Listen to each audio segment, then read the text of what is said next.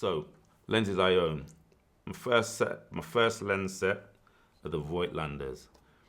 These are what keep me in Micro Four Thirds.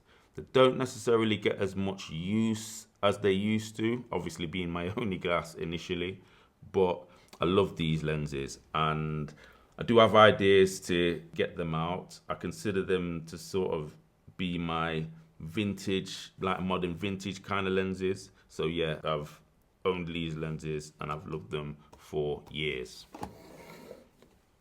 Next, the Holy Trinity, the Olympus Pro f1.2 glass. Now, these again I treat as kind of like a cine lens, but a cine lens in the same way how, and I'm not saying they're the same, but I got inspired into buying these after watching Roger Deakins talk about not liking artifacts in his lenses. I think it was when he was an interview we did for Ari, when he was working on the what was the film, the war film 1917, I think.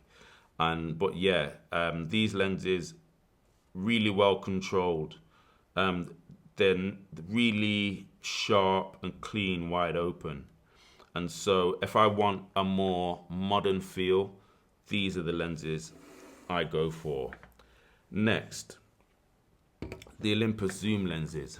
These are kind of like the lenses I use to film events, like stage events. So performances, theatre, etc. So the 12 to 40 is what gives me my wide in terms of like the whole stage, and my close-ups I get with the 40 to 150.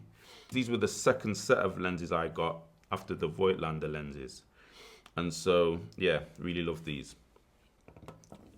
Next is the Lumix Leica lenses. So the 10 to 25, the 25 to 50, and the 42.5 f1.2. Now, these are the lenses I use in this kind of interview sort of situation and lighting. This lens in particular is a really, really beautiful lens. And I also use it for like podcasts. So if I'm shooting like a 2-person podcast or a 2-person interview, that's the kit I will bring out. Lastly, the Olympus 75mm.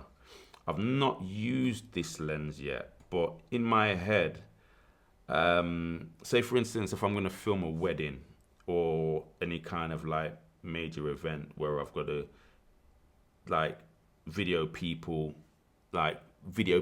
in sort of like in the event, in the environment, I would use this lens as as sort of like a stealth kind of lens where I'm able to get close-ups of people without them kind of like knowing.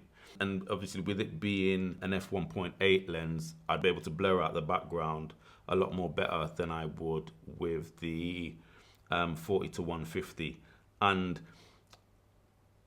if I'm like around the environment, I'm not gonna need the sort of like level of reach. So this gives me like twice the reach of this, but because of the aperture, I'm able to get like a more shallow depth of field. Even though I've only sort of like practiced with it in tests, in my head, I already know the situation and the scenario which I'd use this.